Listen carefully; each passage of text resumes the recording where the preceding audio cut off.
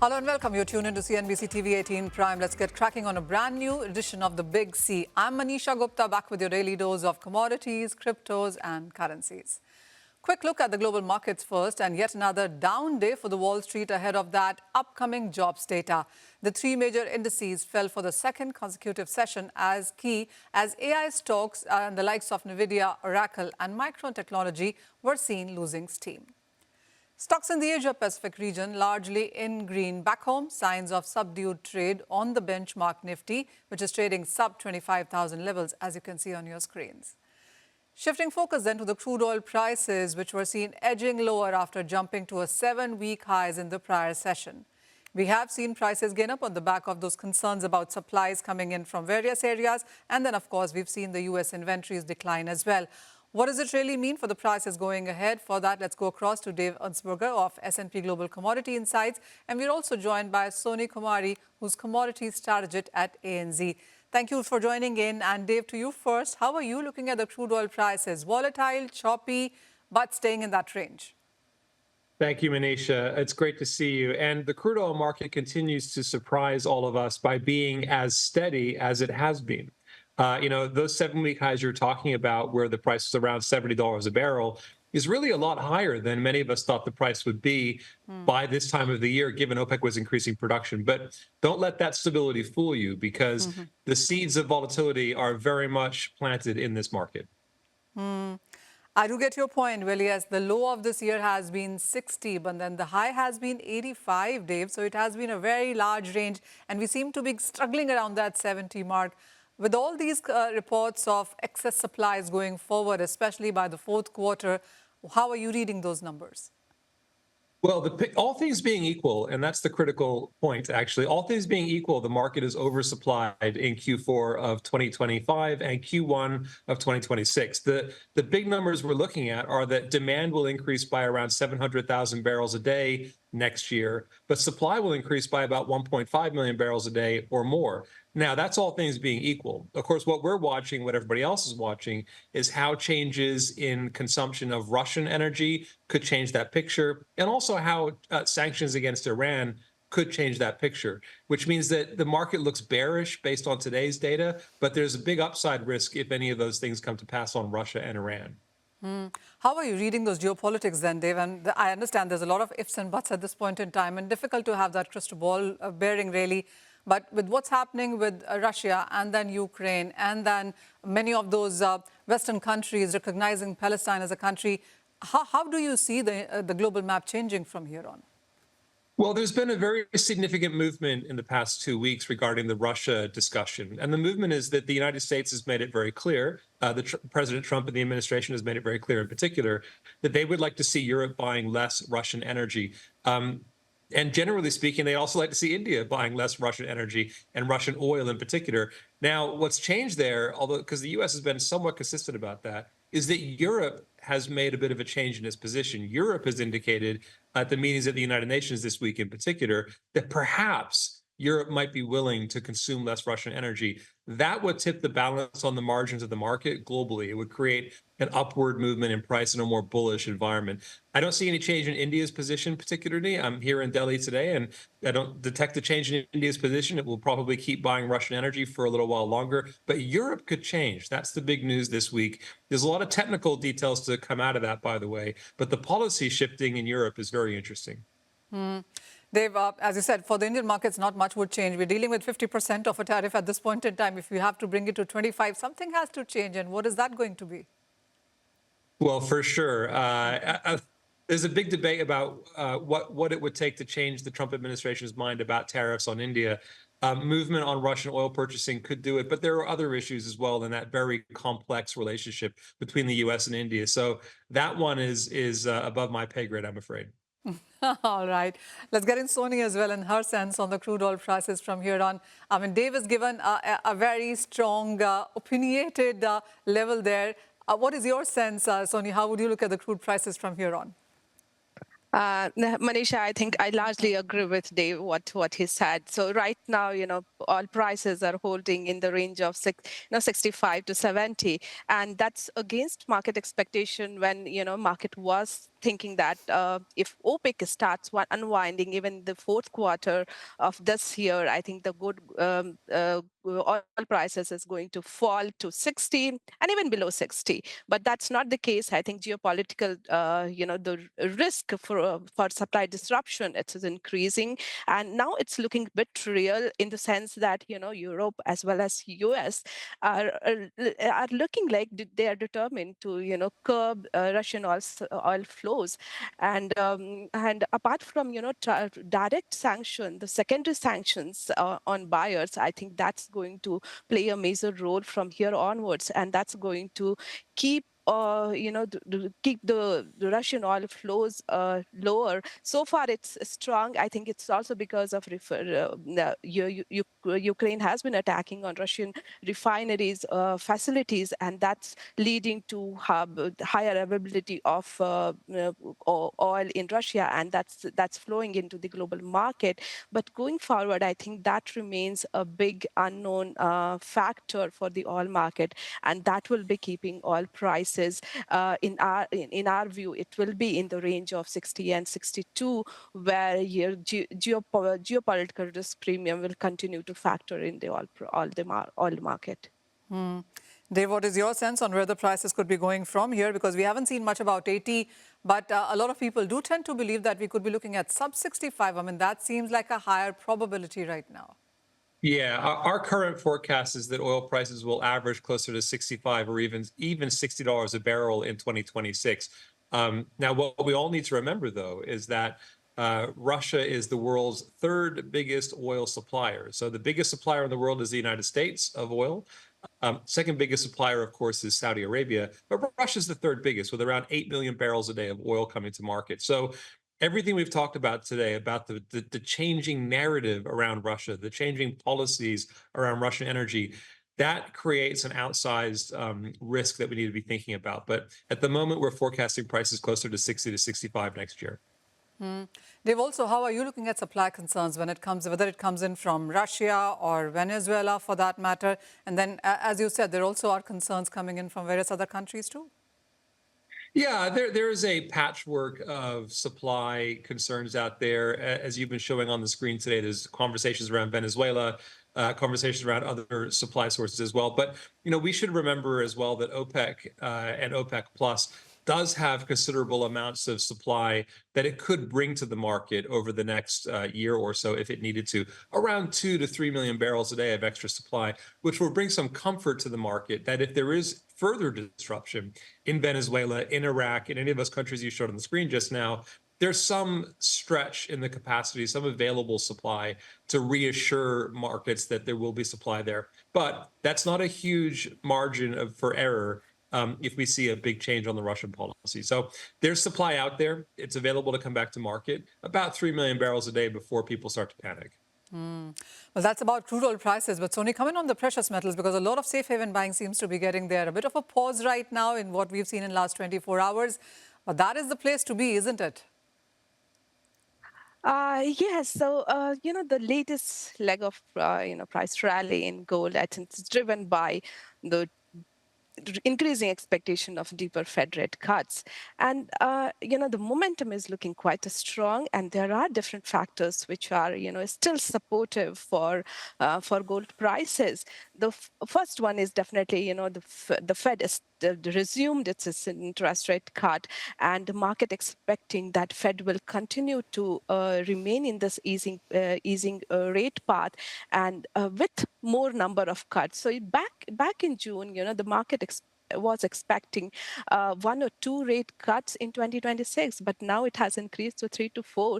So that's also supporting gold prices. And apart from that, the unique development this year, what we have seen is the question on Fed's independence.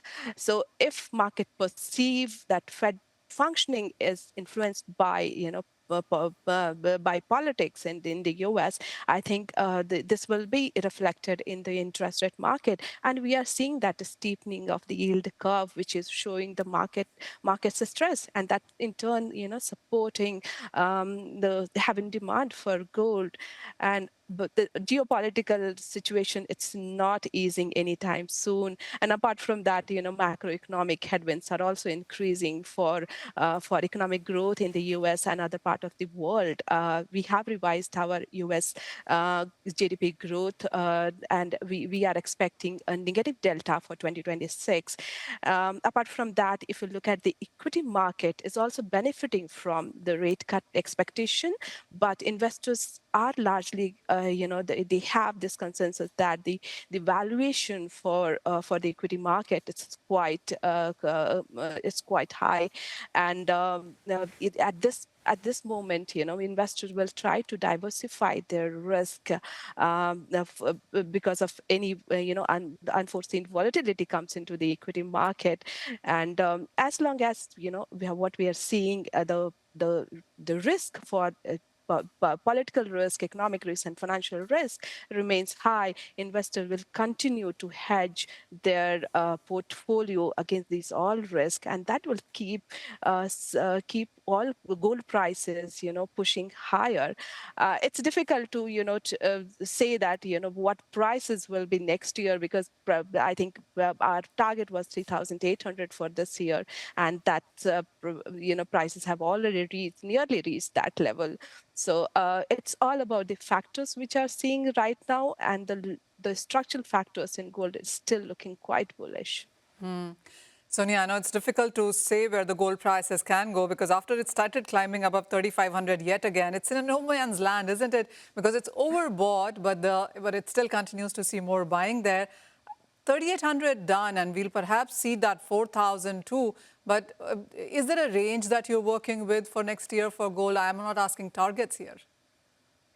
I think the upside risk to our forecast will be like 5,000. We expect, because all the factors which we are seeing currently, I think they are still supportive, and we are not seeing any trigger which can reverse this price rally. So our target for next year is 4,000, but it's still, there is a lot of upside risk currently we are seeing for the gold market. Soni, did you say 5,000 at some point in time? Yes, that's the upside risk. I think market will soon start talking about those price levels. Dave, what's your sense in the global markets? Because even when you look at crude, it's 90% geopolitics and macro. When it comes to gold, I think it's 100% that. When you look at overall as commodities, and now those undertones have started to come in, that next 6-7 years perhaps could belong to commodities. Well, as currency, commodities, and crypto, and what every viewer should ask themselves is gold, which one of those things is gold? Is it a currency, is it a commodity, or is it a crypto? And I would tell you, gold is more like crypto than it is like anything else. It doesn't really function like a commodity. It barely functions like a currency. So I don't envy Sonia in having to try and estimate the price of gold next year.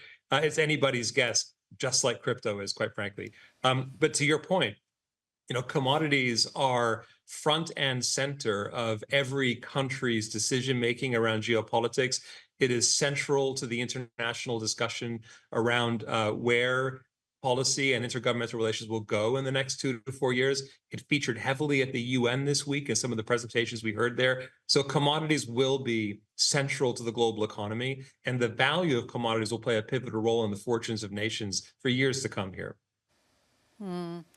Dave, what is it that you would want to watch out for in 2026 now? I mean, there's just so much happening. I understand it perhaps would be about markets settling in some sense, even if it is about tariff or interest rates or geopolitics or the kind of debt situation that we're looking at in many of those, dozen of those countries in the Western world. What is it that you see, if at all, change in 2026? I think the big drivers are going to be how policy develops around the war in Ukraine. And what Europe does to try and bring that to some kind of conclusion, to put pressure to bring that to some kind of conclusion, what the US does around that as well. That will be the single biggest swing factor in the price of oil, natural gas, critical minerals, raw materials in general. So that's the one that I would be watching more than anything else.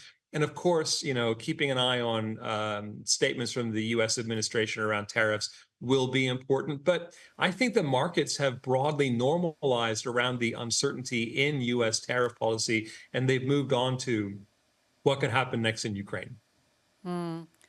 I also want to talk about metals because this is yet another area that does participate when you talk about economy, and especially when the time we're talking about energy transition, AIs, those data centers, all of that needs metal. Soni, we did see a 4 to 5% of a jump overnight in case of copper, but that is very, very event-led. Apart from that, do you still see gains continuing for many of these? Well, Manisha, I think copper prices held up better than what we expected. And the reason, rightly mentioned, it's largely because of the supply disruption, which we have been seeing since early August. And yesterday, yes, it was Freeport has announced its force majeure for Glassberg mine, and this is going to impact not only this year production, but also it will be extended to next year production as well. And Chile production is also under pressure. And overall, what we are seeing, that disruption allowance for copper mine production, it's increasing to more than 5%. Our estimate is like 6%, which will keep the supply side tighter. And we have been seeing, the concentrate market for copper, it's quite tight, and that's why the treatment charges are lower, and that's going to trickle down to the refining market as well. So supply side copper is still it's tight and supportive for higher prices, but talking about the demand side, we are seeing that signs of weakness emerging because industrial activity in China, it's slowing down, and the spot premium, which were rising earlier, I think it's retreating now, and just suggests that some of the downstream demand is softening from China. Apart from China, the other factor which led copper prices to see a very strong rally was the front loading in the U.S. because of the tariff fears, and imports in the U.S. It rose more than I think 130% in the first half. I think till July, the imports number were quite strong. So that's going to unwind in the second half of this year. I think numbers are not available for August, but we are seeing imports in the U.S. coming down, and that means that the supply for rest of the market will be ample, and that will weigh on copper prices in our view. And we are looking at copper prices to come down to 9,700 per ton by end of this year. Ouch. Okay, so there's not much of steam there left in copper. But a final question, Dave, and this one is to you. As we speak about EVs, and I remember this started around 2021-22, just as we came out of COVID, there was this whole surge in case of metal prices because everybody was talking about energy transition, climate change, EVs, AIs, etc. And the other parallel conversation was about on whether or not the oil demand is peaking in the global markets. But in the last 2 years, haven't heard that conversation come back yet again. Well, Manisha, that conversation is well alive, actually. So I'm glad you've asked that question.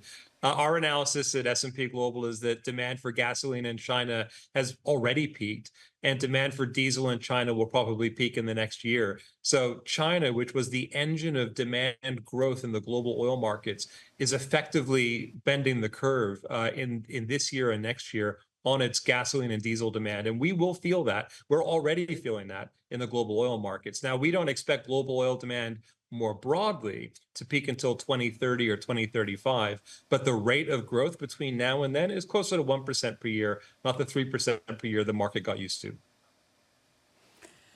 All right, so that's yet another important subject to keep alive, as Dave says. Well, yes, this year I haven't had the time to talk about that because we've been talking tariffs all year long, isn't it? But that's for another day. Right. But thank you, Dave, Soni, so much for joining in and for that very, very interesting, enlightening conversation. With that, we go for a break. When we come back, we talk all things silver, and we touch upon the Indian festival demand as well after this break.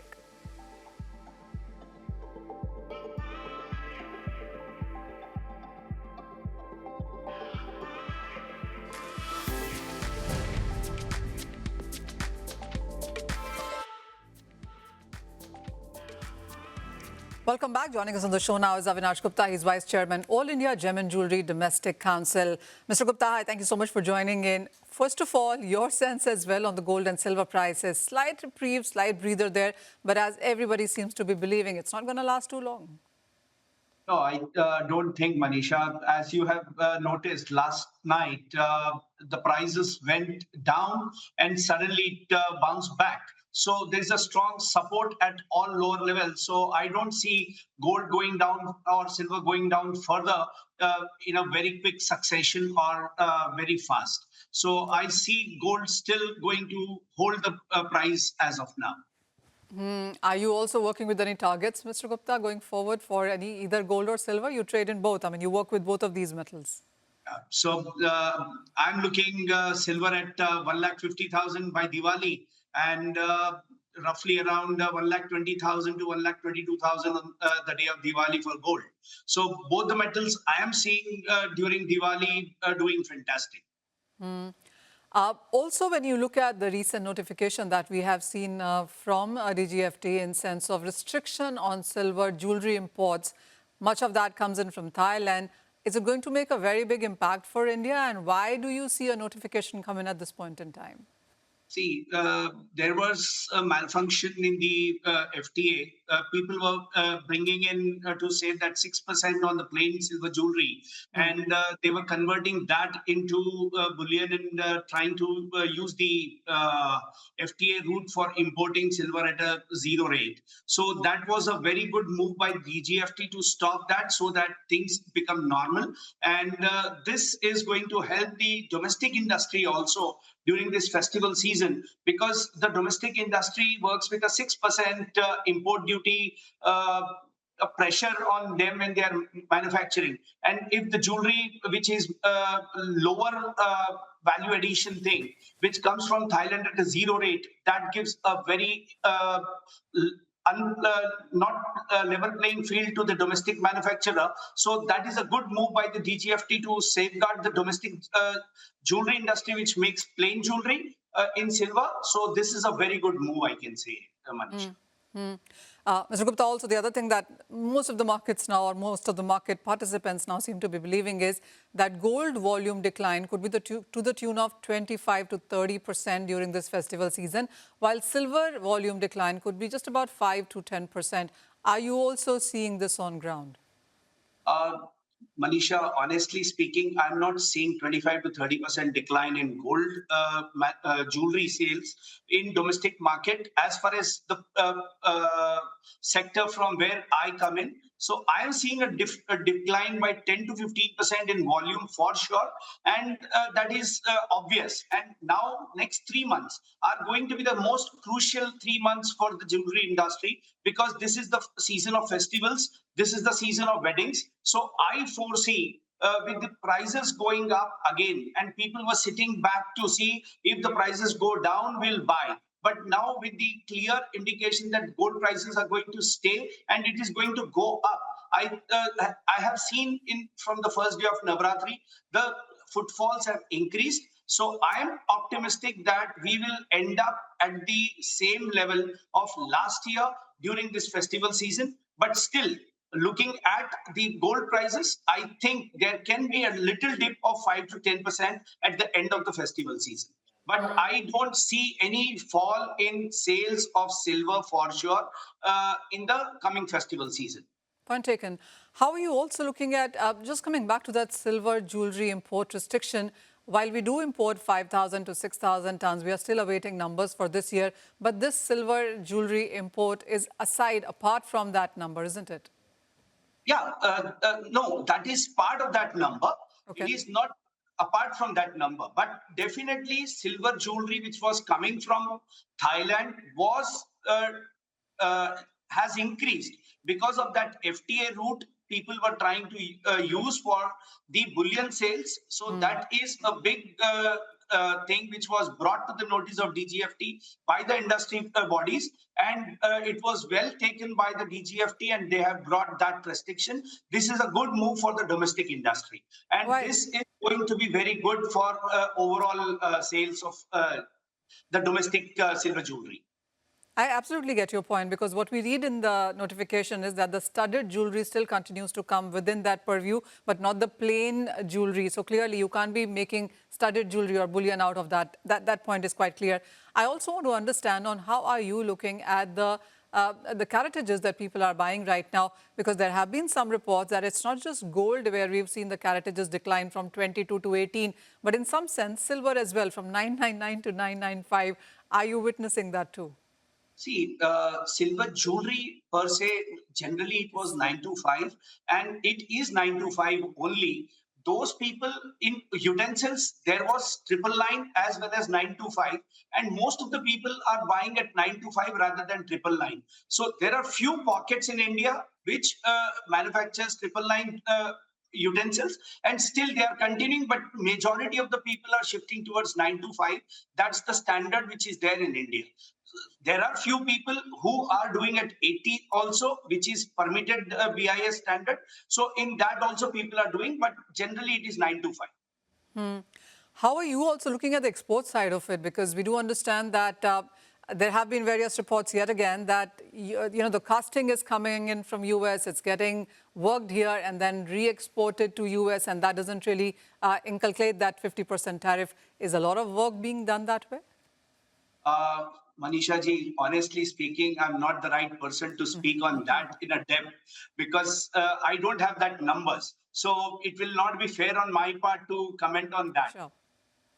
But would you say that that is a route that is being taken? I don't think that is going to last for long. Okay. Because ultimately, at the end of the day, we need to understand that any transaction which is going to happen has to happen in the right way it happens. So it is going to be like that only. And definitely, there will be people who will be trying to see what best they can get to be in the business. Definitely, people will try, but the time will tell whether this route is going to sustain or not. Point taken. Mr. Avinash Gupta, as always, thank you so much for joining in. A pleasure conversation with you. As you said, more bullishness in gold and silver continues. And as far as the buying in the Indian markets during this festival season is concerned, well, it's not really suffering as of now. But of course, time will tell as we get those final numbers by the end of this year. With that, that's all the time that we have on this episode of Big C. Thank you for watching.